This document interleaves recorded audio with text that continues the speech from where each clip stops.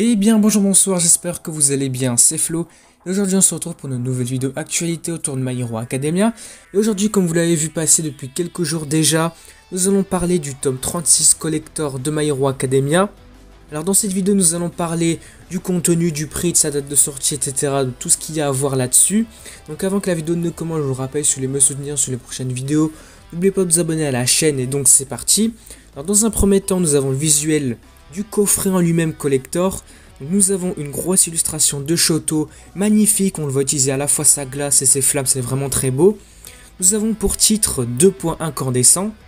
Et puis nous pouvons également voir que sur la tranche du tome, nous avons l'illustration de Spinner.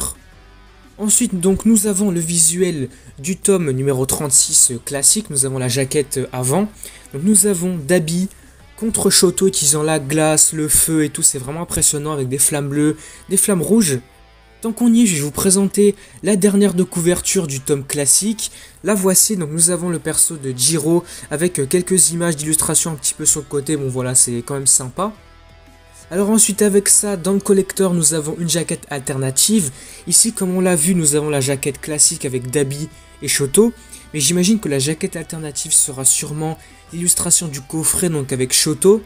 Avec ça, on aura également une plaque de métal à l'effigie de différents persos de la série. On a par exemple Izuku, Bakugo, Shoto, Kirishima, Hawks, etc. Globalement, je trouve que c'est assez stylé, c'est très sympa. Et puis pour terminer avec ça, nous avons 3 cartes postales. Une à l'effigie de Bakugo et de Mirko, une à l'effigie de Deku et de All Might, et la dernière à l'effigie de Mina Ashido avec son acide. Bon, voilà, c'est tout niveau contenu. Bon, moi je trouve quand même que c'est assez sympa. Bon, c'est vrai que comme beaucoup de personnes le disent, beaucoup de fans, en fait on a l'impression qu'il y a beaucoup trop de collectors. Mais bon, moi je trouve que c'est toujours assez sympa, hein. Moi étant fan vraiment, donc j'achète quand même le collector. Ça me dérange pas plus que ça. Alors après ça, parlons ensuite de la date de sortie et du prix. Donc ce tome collector numéro 36 de la série est prévu en librairie pour le 1er juin 2023. Il sera mis en vente au prix de 11,30 €, ce qui correspond à 4,35 € de plus que la version standard.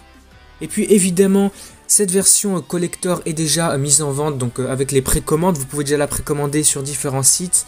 Mais bon, je doute un petit peu que vous puissiez trouver des stocks, c'est vrai que je pense qu'il y a déjà tout en rupture de stock à mon avis.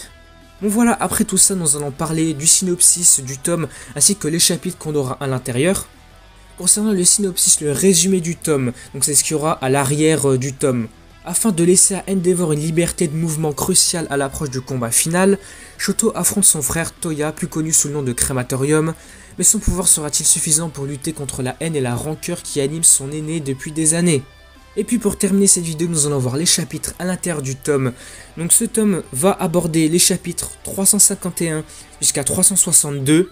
Donc on va passer par les chapitres Flammes jumelles, Technique spéciale, Endeavor, Je suis là, figurant connaître son ennemi, la supernova d'un héros blessé, un petit pas en avant, scolarité, malgré une défaite, anomalie, et puis le dernier Light Fades to Wane. Bon voilà, du coup c'était tout pour les informations concernant le tome 36 collector de My Hero Academia. Donc nous allons nous arrêter ici. N'hésitez pas à me dire dans les commentaires ce que vous en avez pensé, est-ce que vous trouvez que le collector est assez sympa, et puis est-ce que vous comptez l'acheter finalement le 1er juin ou pas.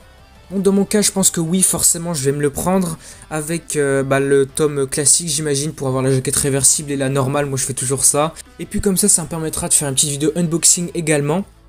Bon, voilà, du coup, on s'arrête là pour cette vidéo. J'espère que vous aura plu. Si c'est le cas, n'hésitez pas à liker, à commenter, à partager. Et surtout, n'oubliez pas de vous abonner à la chaîne pour me soutenir sur les prochaines vidéos. Et du coup, moi, je vous dis à la prochaine.